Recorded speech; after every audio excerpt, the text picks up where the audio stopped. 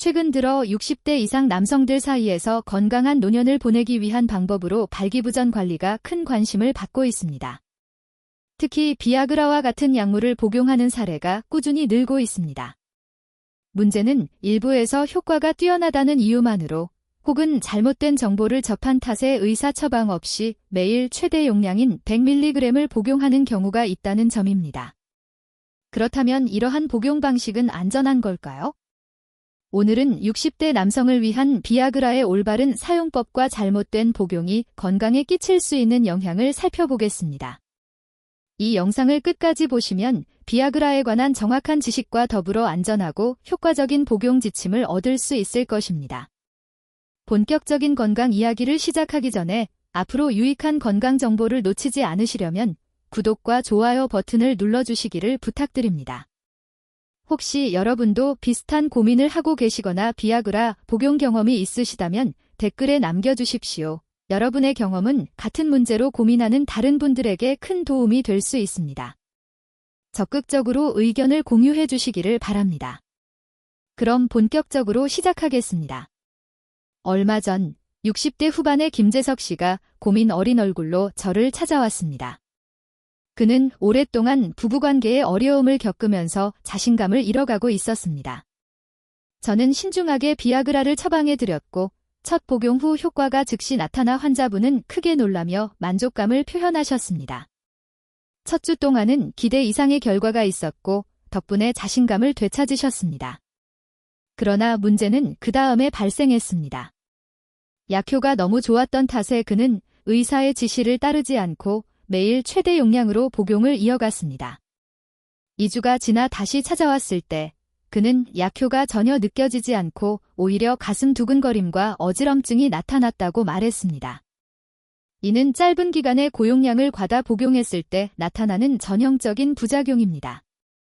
의학적으로 설명하면 약효 발휘에 필요한 체내 물질이 고갈된 상태라 볼 수 있습니다. 수력 발전소에서 물을 충분히 저장하지 못하면 아무리 수문을 열어도 전기를 만들 수 없는 것과 같은 원리입니다. 결국 최대 용량을 연속적으로 복용하면 몸의 반응 기전이 약화되는 것입니다. 그렇다면 연령에 따라 비아그라 복용은 어떻게 달라져야 할까요? 남성의 몸은 40대, 50대, 60대를 거치며 점차 변화를 겪습니다. 따라서 약물 반응도 다르게 나타나고 복용 방법 역시 조정이 필요합니다. 먼저 40대는 대사 기능이 활발하고 혈관 상태가 좋아 약효가 빠르고 강하게 나타나는 경우가 많습니다. 대체로 2-3개월 동안 저용량을 꾸준히 복용하면 혈관 내피 기능이 개선되어 자연 발기력을 회복하는 사례가 적지 않습니다. 이후에는 격일 복용으로 전환하거나 다른 혈류 개선제를 함께 사용하는 방식이 일반적입니다. 예를 들어 서울 외곽에 거주하는 45세 이재훈 씨는 3개월간 매일 복용 후 격일 복용으로 바꾼 뒤 만족스러운 효과를 보고 있습니다. 50대에 접어들면 상황은 달라집니다. 이 시기에는 전립선 관련 문제가 시작되면서 소변 조절 약과 함께 비아그라를 병용하는 경우가 많습니다. 이처럼 연령과 신체 변화에 맞춰 복용 전략을 세우는 것이 중요합니다. 40대처럼 빠르게 약을 줄이기는 어렵고 50대의 경우 대부분 일정 기간 동안 꾸준히 복용해야 하는 경우가 많습니다. 보통은 약 1년 이상 지속적으로 복용하는 것이 일반적입니다. 특히 전립선 치료제를 함께 복용하는 분들은 복용 기간이 더 길어지는 경향이 있습니다. 예를 들어 대전에 거주하는 53세 김대훈 씨는 비아그라와 전립선 치료제를 동시에 사용하고 있으며 2년이 지난 현재도 긍정적인 효과를 경험하고 있다고 말합니다. 60대 남성의 경우에는 또 다른 특징이 있습니다. 이 연령대에서는 남성 호르몬이 부족해지는 경우가 많아 호르몬 주사나 경구 약물을 병행하는 경우가 흔합니다. 단순히 비아그라만으로는 충분하지 않아 보조 치료가 필요하고 이로 인해 복용 기간도 더 길어지는 경우가 많습니다. 예를 들어 부산에 사는 64세 이호석 씨는 호르몬 요법과 함께 비아그라를 병용하고 있으며 3년째 만족스러운 결과를 유지하고 있습니다. 이처럼 연령대별 복용 방식은 통계적 경향일 뿐 모든 개인에게 동일하게 적용되지는 않습니다. 실제로는 사람마다 신체 상태가 달라서 60대임에도 불구하고 40대보다 더 빠르게 개선되는 사례가 있는가 하면 젊은 나이에도 불구하고 효과가 더딘 경우도 있습니다. 따라서 비아그라를 언제, 얼마나 사용하는 것이 적절한지는 반드시 개인의 건강 상태와 진단 결과에 따라 전문의와 상의 후 결정해야 합니다. 비아그라를 잘못 사용하거나 남용할 경우 건강에 심각한 영향을 미칠 수 있다는 점을 강조하고 싶습니다. 저는 30년 넘게 진료를 해오면서 수많은 환자 사례를 직접 경험했습니다. 그 중에서도 가장 주의해야 할 부분은 심혈관계에 미치는 영향입니다.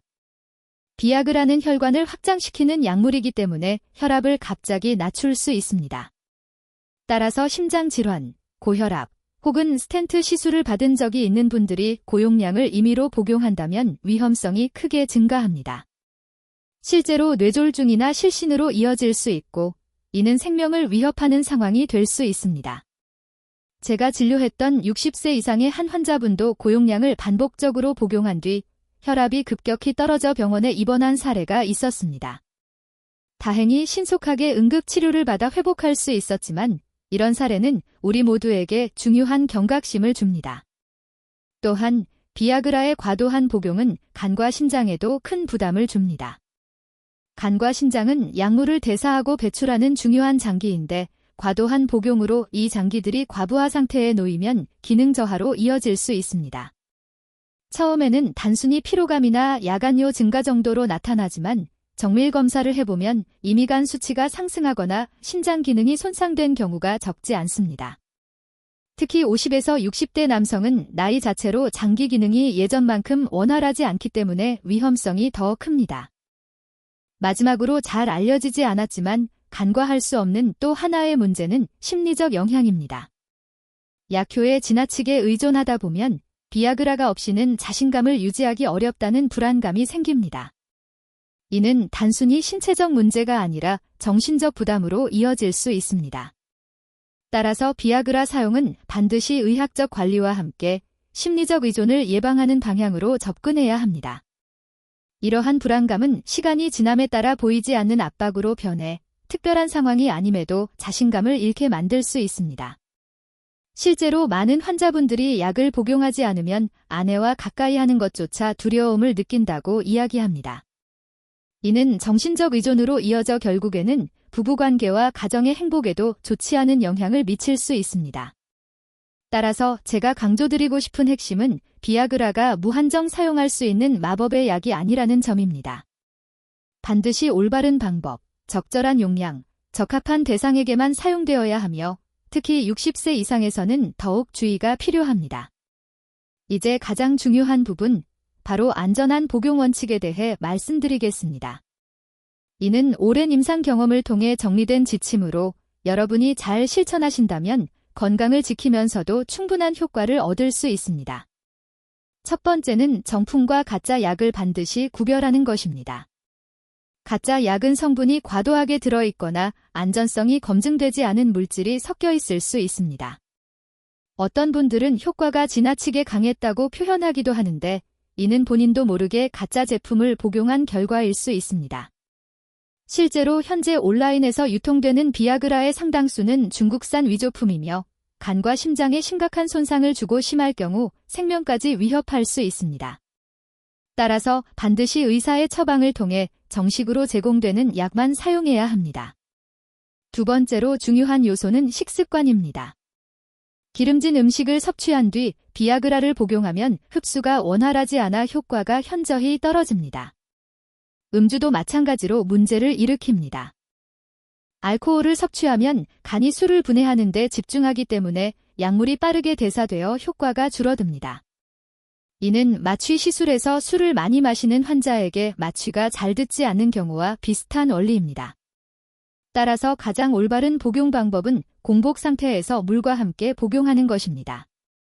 이때 약물이 가장 잘 흡수되어 최대 효과를 발휘합니다. 세 번째는 용량 관리입니다. 60세 이상에서는 대사 속도가 느려 약 성분이 체내에 더 오래 남습니다.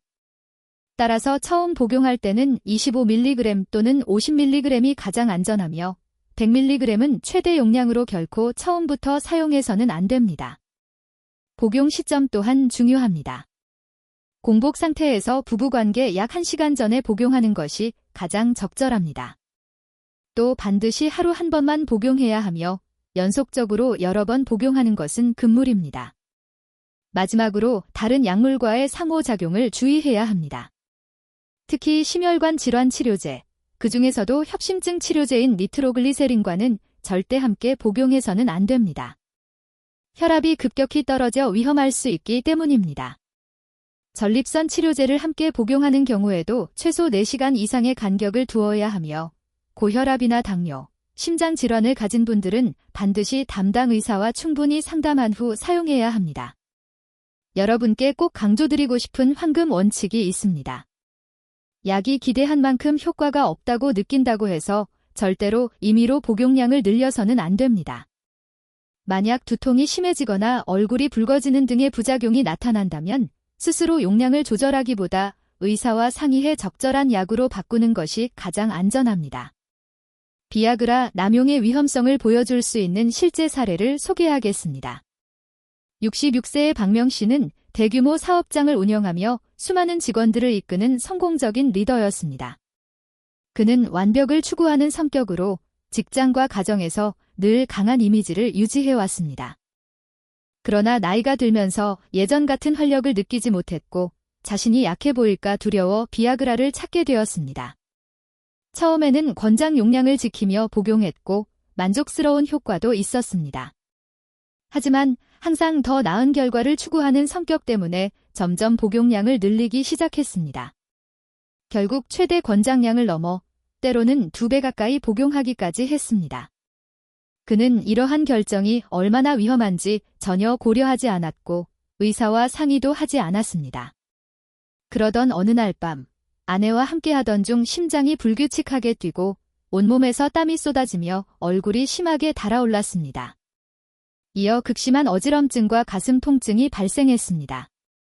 가족들은 급히 구급차를 불러 병원으로 이송했는데 도착했을 당시 그의 혈압은 심각하게 낮아져 있었습니다.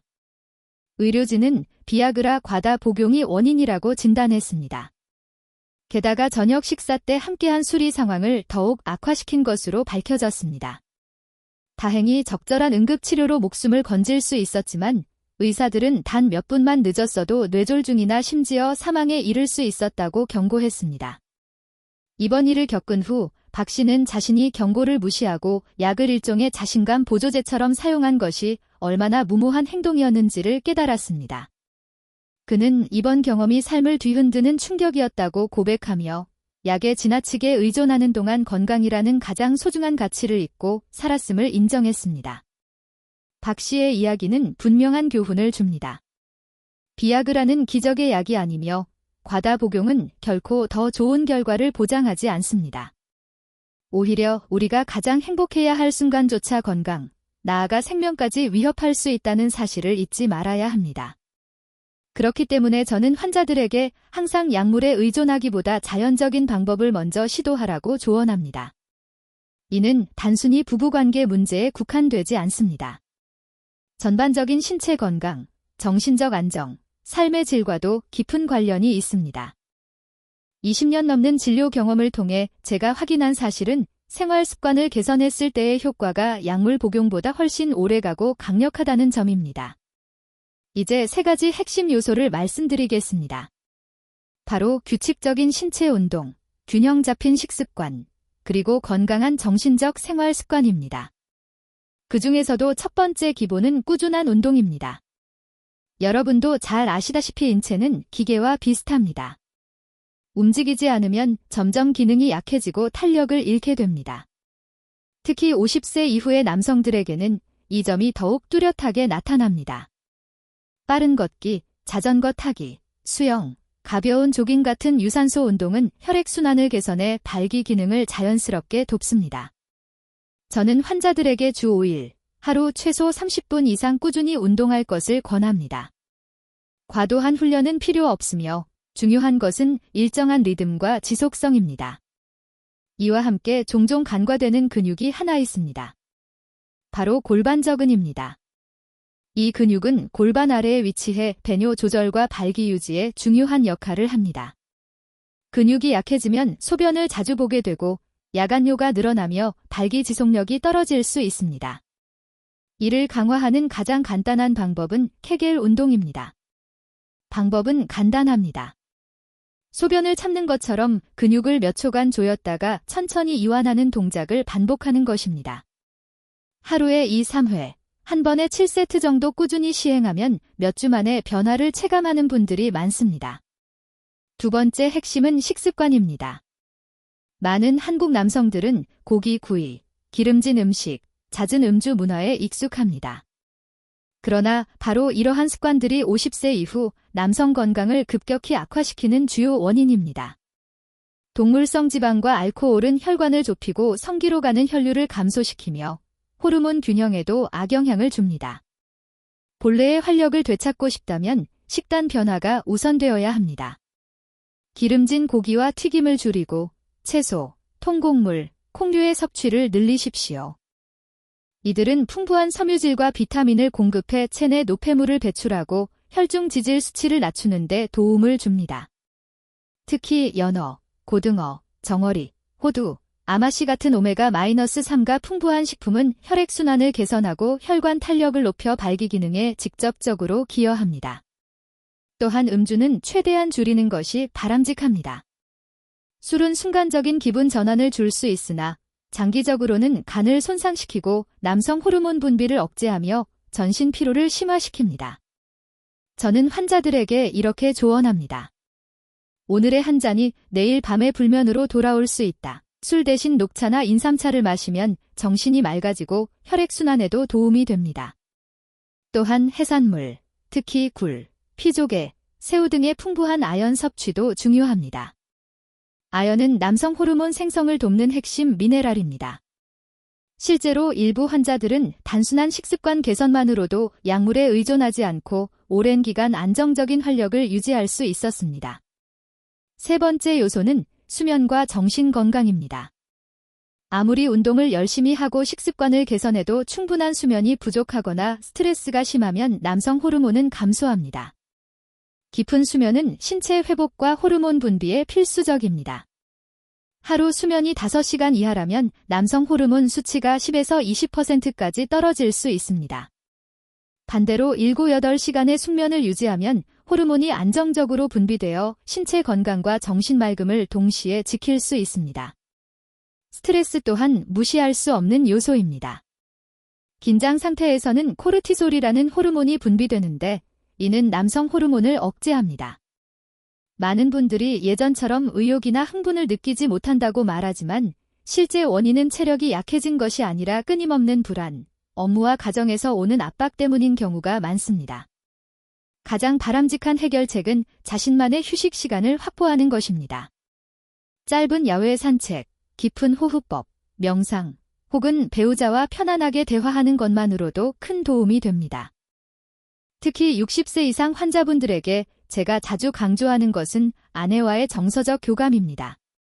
이는 단순히 육체적인 친밀함을 뜻하는 것이 아니라 오랜 관계 속에서 형성되는 정신적 유대감을 통해 자신감과 활력을 오래 유지할 수 있다는 의미입니다. 실제로 제가 만난 어떤 부부는 70세가 훌쩍 넘었음에도 일상적인 대화와 함께 걷기를 꾸준히 실천하며 따뜻한 관계를 이어가고 있었습니다. 이 부부는 약물에 거의 의존하지 않고도 결혼 생활의 만족감을 지켜냈습니다. 지금까지 말씀드린 3가지 핵심 요소, 즉 꾸준한 운동, 균형 잡힌 식습관, 긍정적인 정신적 생활 태도가 바로 남성의 힘을 회복하는 가장 자연스러운 길입니다.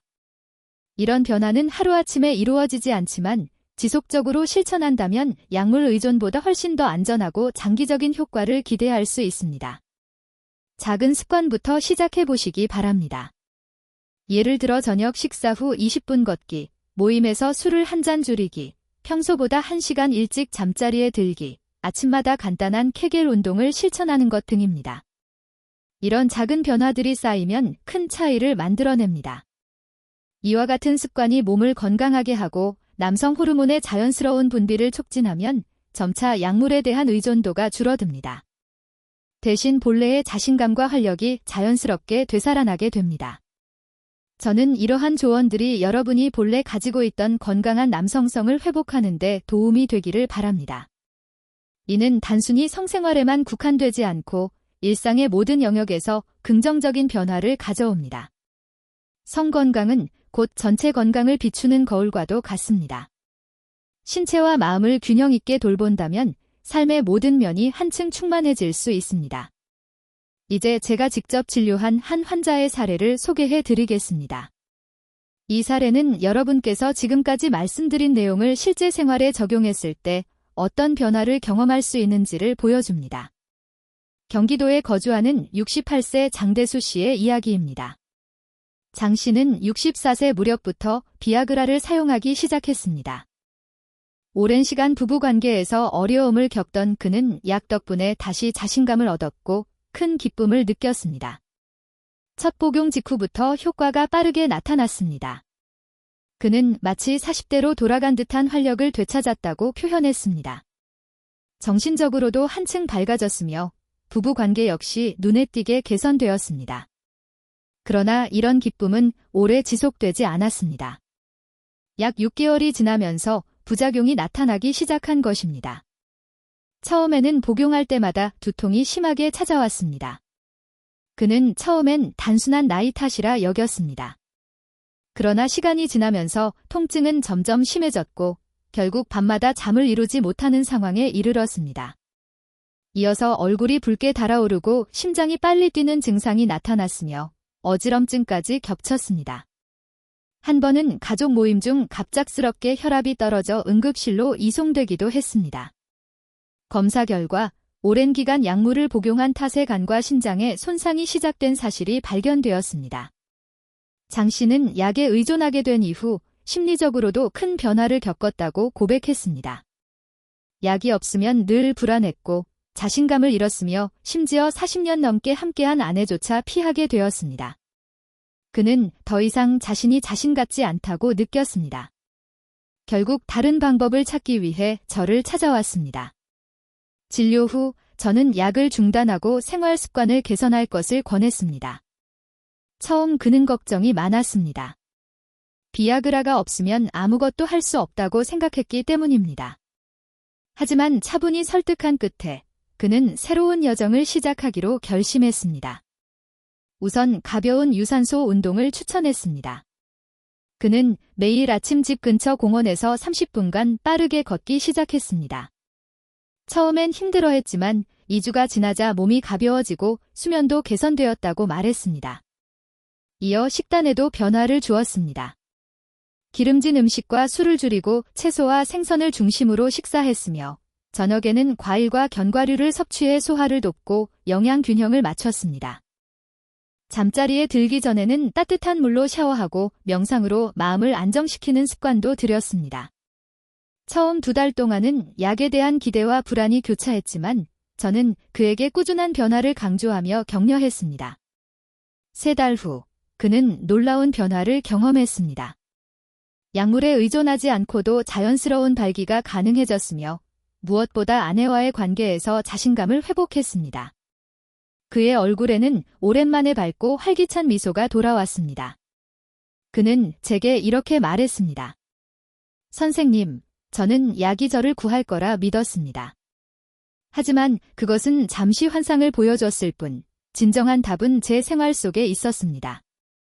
이제는 불안 없이 아내와 행복한 시간을 보낼 수 있어 정말 감사드립니다. 이 사례는 비아그라와 같은 약물이 단기적으로 도움을 줄 수는 있지만 장기적인 건강과 행복은 결국 개인의 노력과 생활 습관 개선에 달려 있음을 보여줍니다.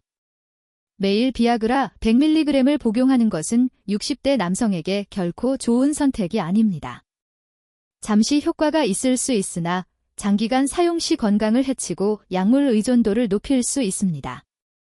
오늘 이야기를 통해 비아그라의 올바른 사용법과 건강한 생활 습관의 중요성을 이해하시길 바랍니다.